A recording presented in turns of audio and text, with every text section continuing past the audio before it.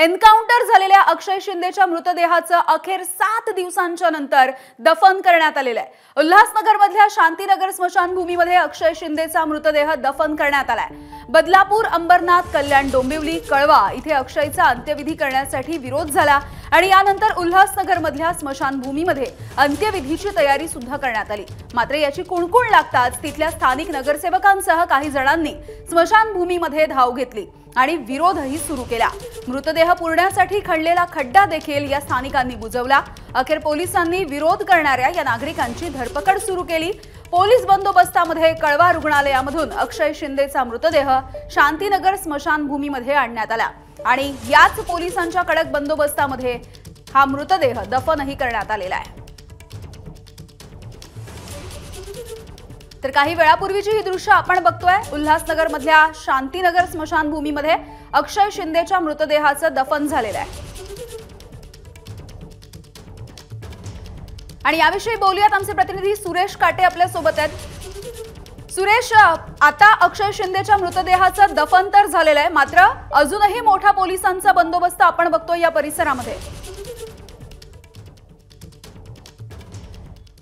नक्कीच यामिनी, आत्ता काही वेळापूर्वीच आरोपी अक्षय शिंदे जो आहे त्याला उल्हासनगरच्या शांतीनगरमधील स्मशानभूमीमध्ये त्याला दफन करण्यात आलेलं आहे। पोलिसाच्या बंदोबस्तामध्ये त्याला दफन करण्यात आलेलं आहे। त्या ठिकाणी त्याचे आईवडील आणि त्याचे काही नातेवाईक देखील त्या ठिकाणी होते। त्यांचा जो पारंपरिक विधी जो आहे तो विधी देखील त्या ठिकाणी पार पडला आणि त्यानंतर त्याच्यावरती अंतिम संस्कार करण्यात आलेले आहेत।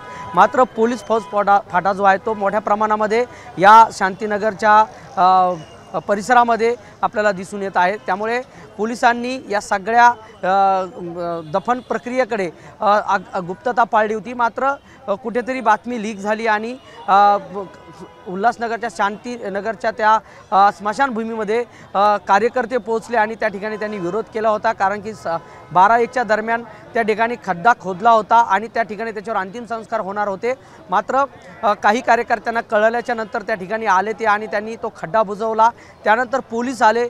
पोलिसांनी शेकडो कार्यकर्त्यांना ताब्यामध्ये घेतला आणि त्यानंतर इथली परिस्थिती जी होती ती नियंत्रणात पोलिसांनी आणली आणि त्यानंतर कळव्यावरून अक्षयचा मृतदेह जो आहे तो उल्हासनगरच्या दिशेने रवाना झाला। अगदी उल्हासनगरच्या जवळ हा मृतदेह त्याची जी ॲम्ब्युलन्स आल्याच्या नंतर त्याच्या मागे आणि पुढे ज्या पोलिसांचा जो ताफा होता तो बाजूला करण्यात आला आणि गुप्त पद्धतीने ती ॲम्ब्युलन्स पुढे आली आणि शांतीनगरच्या स्मशानभूमीमध्ये तिनं प्रवेश केला आणि ज्या ठिकाणी खड्डा खोदला त्या ठिकाणी त्याचा मृतदेह ती ॲम्ब्युलन्स त्या ठिकाणी उभा राहिली। त्या ठिकाणी त्याच्यावरती अंतिम संस्कार करण्यात आले।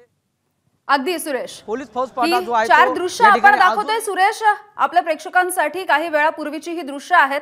उल्हासनगरमध्ये कशा पद्धतीने या दफनाची तयारी करण्यात आलेली होती, खड्डा खणण्यात आलेला होता, मात्र नागरिकांनी विरोध केला आणि स्थानिकांनी ते एकवटले तिथे आणि त्यांनी हा खड्डा बुजवलेला आहे। यानंतरची दृश्य आपण बघतोय। जे विरोध करत होते त्यांना पांगवण्यात आलं आणि पोलीस बंदोबस्तामध्ये दफनही करण्यात आलेलं आहे। एबीपी माझा, उघडा डोळे बघा नीट।